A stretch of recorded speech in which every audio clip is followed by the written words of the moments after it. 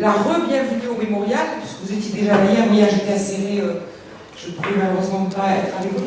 Juste vous dire que par les temps qui courent, ça fait plaisir de se retrouver dans ce mémorial, lieu symbolique de mémoire, et de partager des convictions sociétales, idéologiques fortes. Et ça fait du bien, voilà. Donc je vous souhaite une belle journée de travail, je n'en doute pas, et à très bientôt. Merci, je laisse la parole.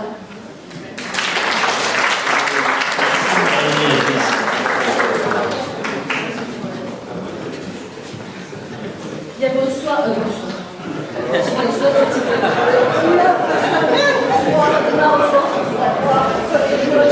Bonjour à toutes et à tous.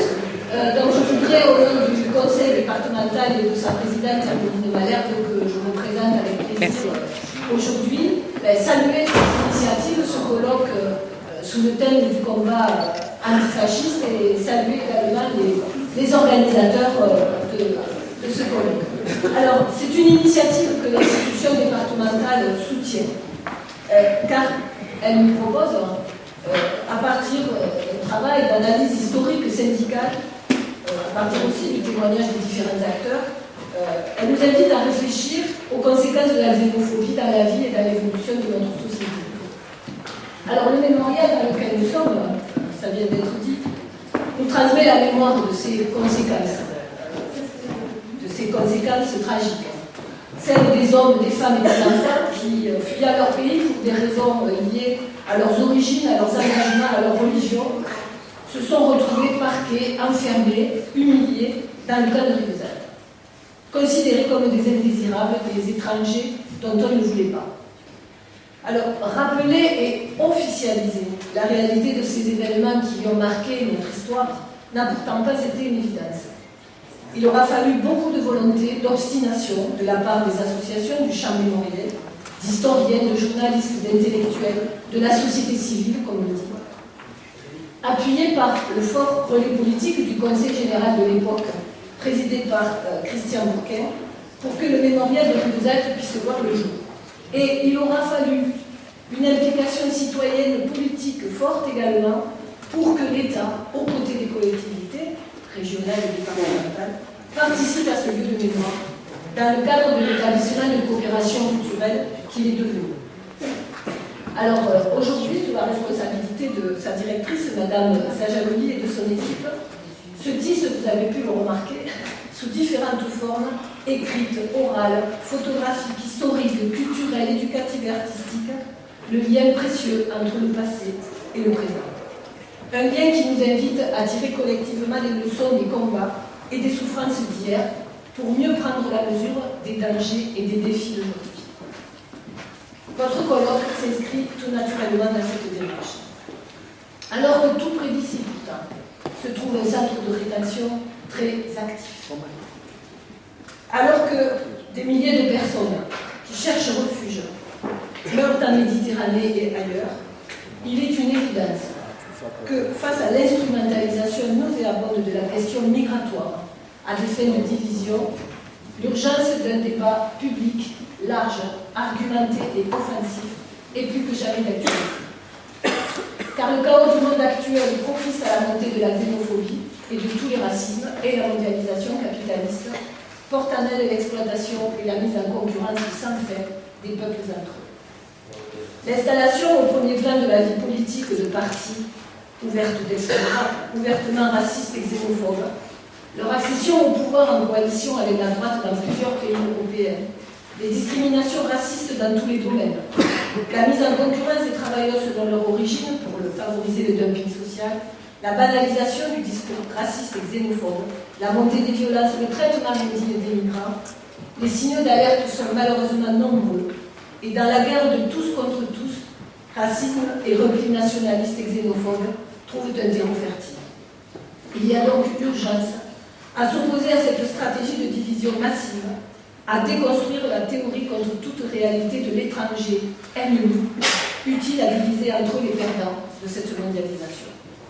Urgence à faire la démonstration dont je suis sûre que les 2 jours qui se passent avec votre colloque y contribueront, qu'il est possible et indispensable de construire du commun, de défendre et promouvoir le principe d'une égalité réelle entre notre République, dans notre République, et d'agir dans l'intérêt général pour une France hospitalière et fraternelle et une Europe solidaire. Chacun, à notre niveau d'intervention, du local au national et à l'international, nous avons un rôle à jouer dans ce combat, et c'est pour l'élu communiste et ancienne syndicaliste que je suis un engagement profond.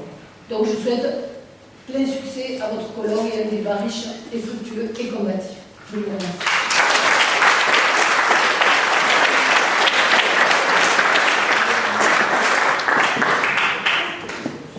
Merci Françoise. Donc je vais vous donner, vous allez le dérouler. Donc il y a Roger qui va mener la danse toute la journée. Et donc la première conférencière, Dominique Noguer, sur la xénophobie de la loi d'Aladi 38 contre les immigrés aujourd'hui.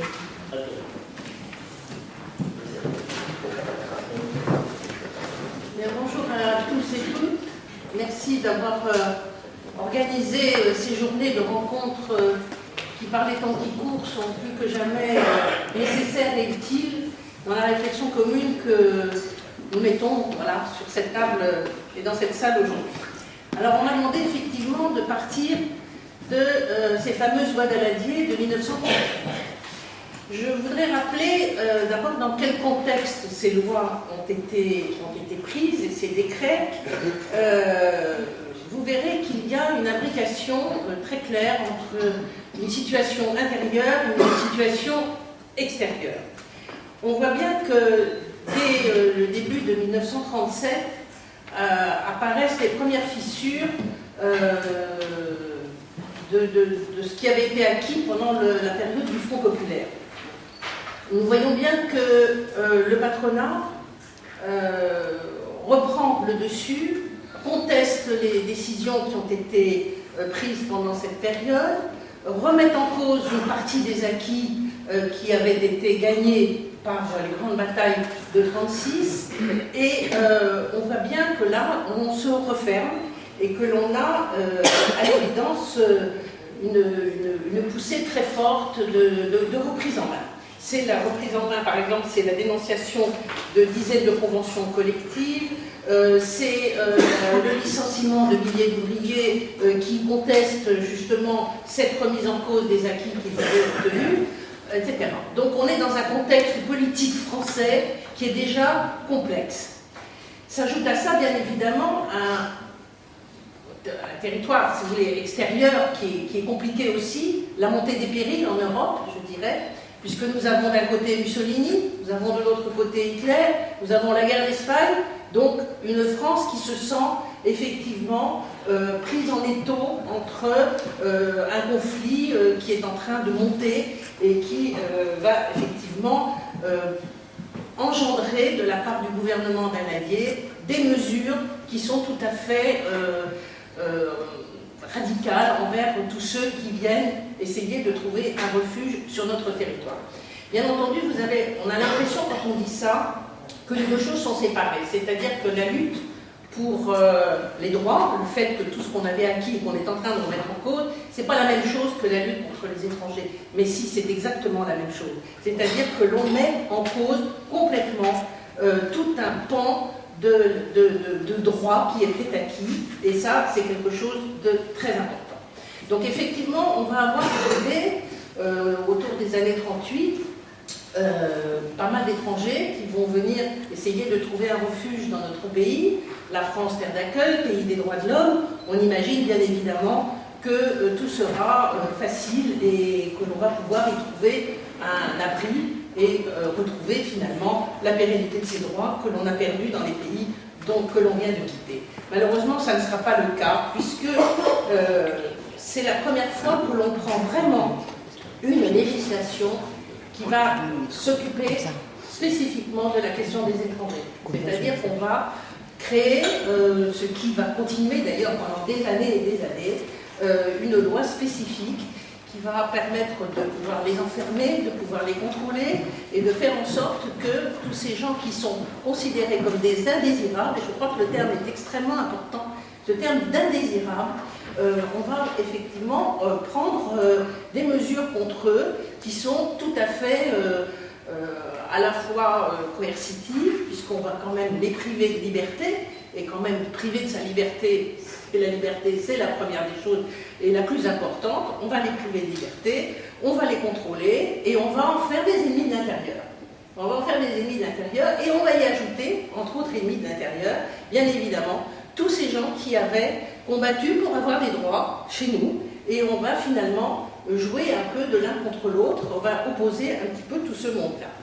Alors, dans cette situation-là, on va avoir un fil conducteur. On va avoir un fil conducteur qui n'est pas sans poser problème, qui est celui de l'administration. C'est-à-dire que toutes ces mesures qui sont prises à l'encontre de ces étrangers qui les privent de liberté, qui les mettent dans les camps, comme ici, comme ailleurs, etc., sont prises par les préfets.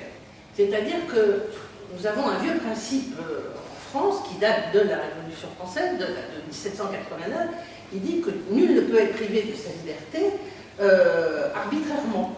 C'est-à-dire qu'il faut que, normalement, quand on est privé de sa liberté, c'est par le biais d'un juge judiciaire, qui est le garant des libertés individuelles et qui seul peut vous priver de votre liberté. Là, c'est l'administration. Et à partir du moment où on laisse à l'administration la liberté totale de pouvoir enfermer ou mettre à l'écart un certain nombre de personnes, on rentre dans l'arbitraire. Et on rentre dans quel arbitraire? Eh bien, tout simplement, on revient, pour moi, à l'équivalent de la lettre de cachet contre laquelle s'étaient battus nos révolutionnaires de 1789. Voilà, donc on est dans cette situation-là, et on voit bien que c'est l'administration qui reprend le dessus et qui fait la pluie et le beau temps, et sans aucune garantie, finalement, pour les gens de pouvoir contester cette privation de liberté. Alors, c'est vrai que c'est un continuum, hein, c'est-à-dire que c'est quelque chose qui continue encore aujourd'hui. Nous voyons bien que dans les mesures qui sont prises pour atteindre la liberté des gens, et particulièrement des étrangers qui viennent sur notre territoire, eh bien on éloigne de plus en plus le juge judiciaire. On le met de plus en plus de côté, parce qu'il est dangereux, parce qu'il peut prendre des mesures qui justement seraient contraires à ce que veut l'administration, et on redonne le maximum de pouvoir au préfet. Ce qui fait qu'aujourd'hui, vous continuez à avoir des gens qui sont dans des centres de rétention, j'en ai parlé hier, qui peuvent aller avec des durées jusqu'à 90 jours, où on n'hésite absolument plus à enfermer des hommes, des femmes, des enfants pendant ce temps qui est extrêmement long, 90 jours, c'est quand même 3 mois, privés de liberté, et sans aucun délit particulier, si ce n'est le fait d'être en situation irrégulière. Donc voilà, on est dans ce continuum finalement de ce que les lois d'Amadier avaient déjà mis en place, qui continue, c'est un peu ce qu'on disait hier, c'est-à-dire que l'histoire, elle ne se divise pas par tranches, il n'y a pas des périodes comme ci, des périodes comme ça, on voit bien que tout ça s'imbrique les uns dans les autres, et que finalement on continue à avoir les mêmes fonctionnements. Alors, tout ça fait que aujourd'hui, les étrangers, bien sûr, on les enferme sur des critères qui sont totalement subjectifs, mais il n'y a pas que les étrangers sur lesquels on prend des mesures administratives sérieuses. Vous avez, je suppose, puisque vous êtes tous des militants, ou beaucoup d'entre vous dans cette salle, le souvenir, par exemple, de ce qui s'était passé au moment de la COP21. Au moment de la COP21, on avait préventivement arrêté un certain nombre de syndicalistes, de militants, qui n'avaient effectivement encore rien commis, mais pour lesquels on pensait qu'ils seraient susceptibles éventuellement de... Voilà, donc on est dans l'ère du soupçon, dans l'ère de se dire, ces gens-là sont potentiellement dangereux, donc on va... Alors ceux-là, on ne va pas forcément les enfermer dans des centres de rétention, mais on va les assigner à résidence, les empêcher d'aller à tel ou tel endroit, les empêcher de manifester, etc., etc. Donc on est bien dans la continuité de cette administration qui va prendre des mesures coercitives en dépit de tout ce que, normalement, on avait acquis avec toutes ces batailles que l'on a menées depuis si longtemps. Donc, on voit bien que le combat, finalement, sur cette question je dirais, du soupçon, voilà, de ce soupçon de mise en péril de l'ordre public, finalement se met en place aussi bien pour les étrangers que pour les militants, et nous l'avons vu, comme je viens de le dire récemment, ce sont des choses et je vois qu'il y a encore des mesures qui sont en train d'être prises, il y a des mesures qui sont prises pour interdire aux gens de se rendre à tel endroit, d'aller manifester, etc., etc. Donc la question qui se pose, pour moi, c'est la question finalement des droits. Pour les migrants, pour moi, c'est très clair. Tant que les migrants seront considérés comme des objets, c'est-à-dire, parce qu'on en parle finalement, avec des termes très négatifs, on est dans des stocks, on est dans des quantités, on est dans des volumes, on n'est pas dans des êtres humains. Hein.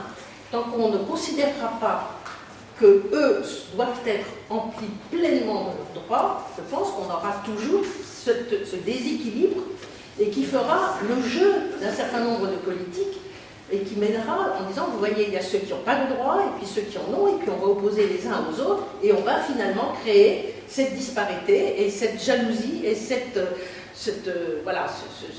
différentiel qu'il y a entre les deux. Donc pour moi, un migrant, il doit être empli. Quand vous savez, par exemple, aujourd'hui, un étranger qui arrive sur le territoire français peut rester des années, en situation irrégulière avant d'obtenir ses papiers. Vous le savez, vous êtes militant, vous en avez accompagné des sans-papiers. Vous savez comment ça se passe.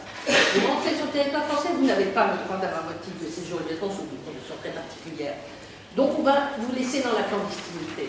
Et donc vous allez être dépendant d'un système qui va vous exploiter, d'un système qui va vous mettre en infériorité et qui va évidemment vous mettre en concurrence avec l'ensemble des travailleurs sur le territoire.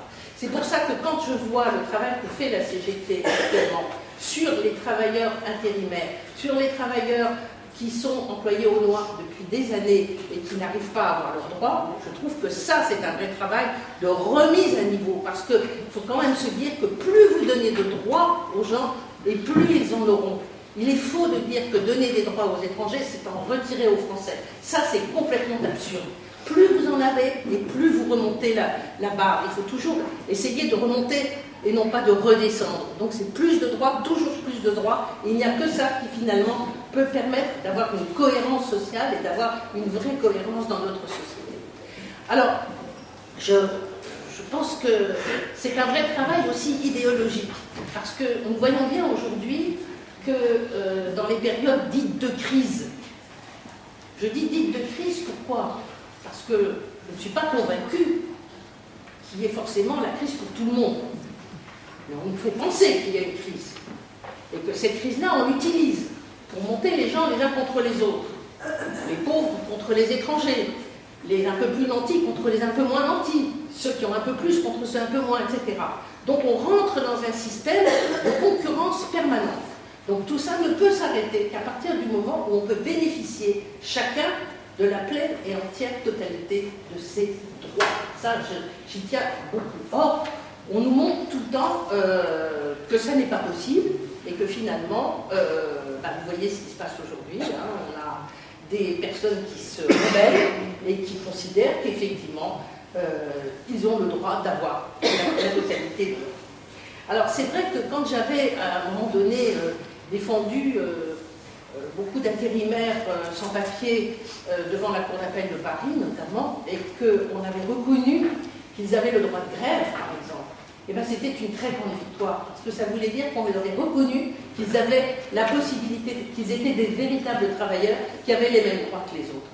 Donc cette concurrence entre les deux, il faut effectivement la mettre de côté. Maintenant, sur la question de l'ordre public, et c'est aussi là-dessus que vous savez, il y a un vieux principe de notre déclaration de 1789, qui est le droit à la sûreté, qui n'est pas le droit à la sécurité. Le droit à la sécurité, c'est le droit, effectivement, de pouvoir être en sécurité dans la rue, ne pas se faire agresser, pas se faire voler, tout ce que vous voulez.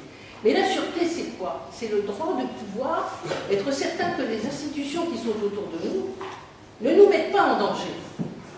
Or là, aujourd'hui, nous avons des institutions qui, effectivement, peuvent nous mettre en danger parce qu'elles sont de nature à, justement, mettre en péril nos droits. Quand on voit que, voilà, on peut nous priver de liberté, j'en ai longuement parlé tout à l'heure, de façon tout à fait arbitraire et sans qu'il y ait beaucoup de possibilités de recours, quand on nous explique que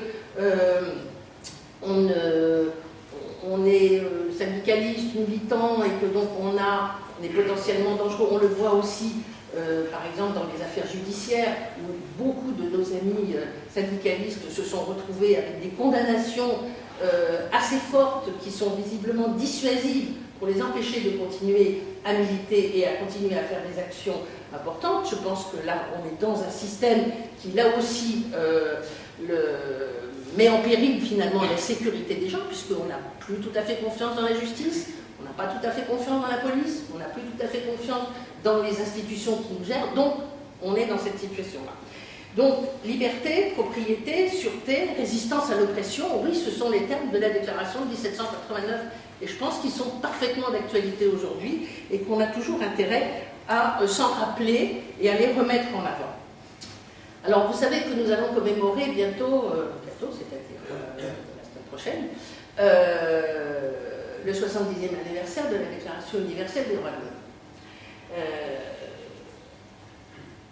Je pense que la question des droits économiques, sociaux, politiques, syndicaux doit avoir une égalité de traitement entre toutes les personnes qui vivent sur le territoire français. Si on ne rappelle pas ça, je pense que nous continuerons à aller vers la division.